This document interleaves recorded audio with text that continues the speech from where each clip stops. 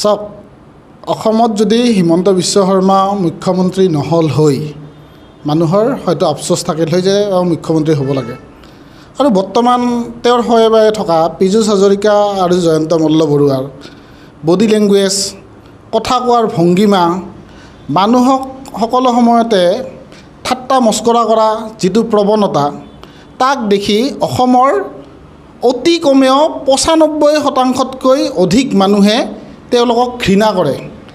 মুখ্যমন্ত্ৰী হিমন্ত বিশ্ব শৰ্মাৰ আশীৰ্বাদত মন্ত্ৰী হৈ ইমান যে উভতগুৰে নাচি আছে তাৰ ফলত গোটেই অসম বিজেপিৰ ভিতৰে ভিতৰে সন্ত্ৰাসত ত্ৰস্তমান হৈ গৈছে।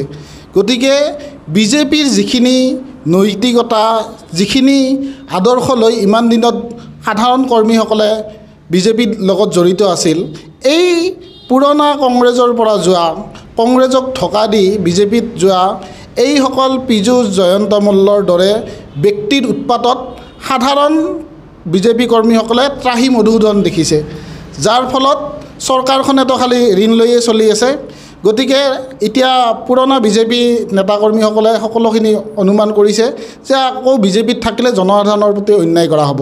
গতিকে জনসাধাৰণক ন্যায় দিয়াৰ স্বাৰ্থত ৰাহুল গান্ধীৰ যি ন্যায় যাত্ৰা তাক সবল কৰাৰ স্বাৰ্থত আৰু অনাগত সময়ত আপোনালোকে খবৰ পাই থাকিব বহুতো ডাঙৰ ৰাষ্ট্ৰীয় পৰ্যায়ৰ নেতাও কংগ্ৰেছত আহি যোগদান কৰিবহি আৰু অহা ২৬ৰ উকমুকনি ইতিমধ্যে আৰম্ভ হৈছে। আৰু এটা কথা আপোনালোকক ভৱিষ্যতবাণীয়ে কৰি থৈ দিছোঁ যে দেশৰ সাধাৰণ নিৰ্বাচনো অহা ৬-৮ মাহৰ পিছত হয়তো ঘোষণা হৈ যাব পাৰে।